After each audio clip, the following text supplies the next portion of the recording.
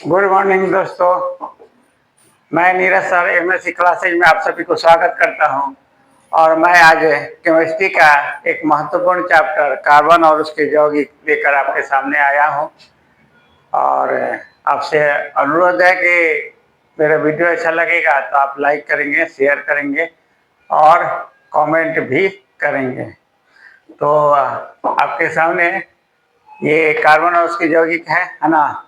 पहले आपको बताना चाहता हूँ कि कार्बन जो है वो पृथ्वी पर यानी पृथ्वी पर कितने परसेंट पाया जाता है, तो 0.02% पाया जाता है। खनिजों के रूप में 0.02% पाया जाता है।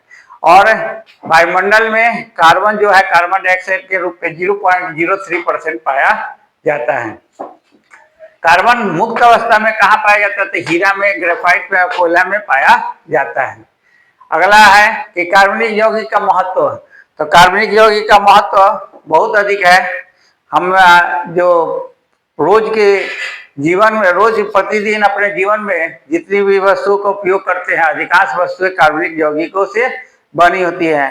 कपड़ा है, कागज है, पेट्रोलियम है ना, दवा है, बहुत सारी दवा जो है, बहुत सारे संश्लेषित वस्त्र हैं या प्राकृतिक वस्त्र है ना, ये सभी जो है इससे बने होते हैं। कार्बनिक चमड़ा है ना, इस तरह बहुत सारा सामान जो है, मोम है, ये सब हमारा कार्बनिक यौगिक है। हम लोग भोजन जो करते हैं, कार्बोहाइड्रेट, प्रोटीन, विटामिन, ये सब भी कार्बनिक यौगिक होते हैं। तो कार्बनिक यौगिक हमारे लिए बहुत ही महत्वपूर्ण है। अगर कार्बनिक यौगिक नहीं रहेंगे तो पृथ्वी जो है चंद्रमा की तरह जीवन विहीन हो जाएगा। इसलिए कार्बनिक यौगिक हमारे लिए बहुत अधिक कीटनाशक के रूप में भी कार्बनिक यौगिक का उपयोग किया जाता है। तो बहुत सारे जगह पर कार्बनिक यौगिक का उपयोग होता है। और ये कार्बनिक यौगिक कितनी महत्वपूर्ण है कि इसका आप इंटर में जाइए तो ऑर्गेनिक केमिस्ट्री एक शाखा हो गया, ब्रांच हो गया केमिस्ट्री का। तो ये बहुत इंपॉर्टेंट है। और कार्बन जो है बहुत अधिक इंपॉर्टेंट है हमारा।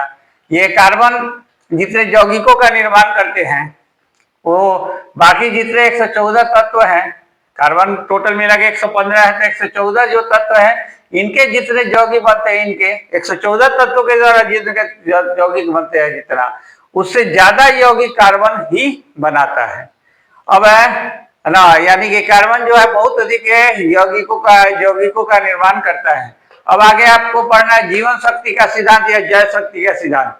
इसलिए पहले लोग जानते थे कि कार्बनिक यौगिक जो है वो बनाया नहीं जा सकता है, वो जीव जंतु, पेड़ पौधों में पाए जाते हैं। इसी आधार पर जीवन शक्ति का सिद्धांत का प्रतिपादन 1815 ईस्वी में बर्जेलियस ने किया था। उन्होंने बताया कि जो कार्बनिक यौगिक होते हैं वो अदृश्य शक्ति के द्वारा, जीवन शक्ति के द्वारा बनाए जा सकते हैं। अदृश्य शक्ति यानी हमारा जो भगवान है, अल्लाह है, या ईसा मसीह है, या गुरु जो है हमारे सरदार सिख धर्म के गुरु, वो है ना, कोई जीव भगवान आत्मा के द्वारा बनाया गया, कोई भगवान के द्वारा बनाया गया है ना। इसको प्रयोगशाला में इसको हम लोग संश्लेषित नहीं कर सकते हैं। लेकिन बाद में 1828 ईस्वी में वॉलर ने अमोनियम साइनेट को गर्म करके इस सिद्धांत को खंडन कर गया। अमोनियम साइनेट को गर्म किया और यूरिया बनाया। तो ये सिद्धांत का खंडन हो गया। 1815 में जीवन शक्ति का सिद्धांत बर्जेलियस ने प्रतिपादन किया था। इसके अनुसार उन्होंने बताया था कि कार्बनिक यौगिक के निर्माण प्रयोगशाला में नहीं किया जा सकता है, इसे अदृश्य जीव शक्ति द्वारा बनाया जा सकता है। लेकिन 1828 ईस्वी में वॉलर ने इस बात को खंडन कर दिया और 1828 ईस्वी में अमोनियम साइनेट को गर्म करके उन्होंने यूरिया, प्रथम पहला कार्बनिक यौगिक का संश्लेषण किया। इसके बाद आपके पास कोल्बे ने एसिटिक अम्ल का निर्माण किया, फिर वर्थेलो ने मेथेन का निर्माण किया। अभी तक 1,60,00,000 से ऊपर कार्बनिक यौगिक प्रयोगशाला में बनाए जा चुके हैं। तो ये आपका एक छोटा सा वीडियो कार्बन के बारे में, कार्बनिक यौगिक के बारे में बताया।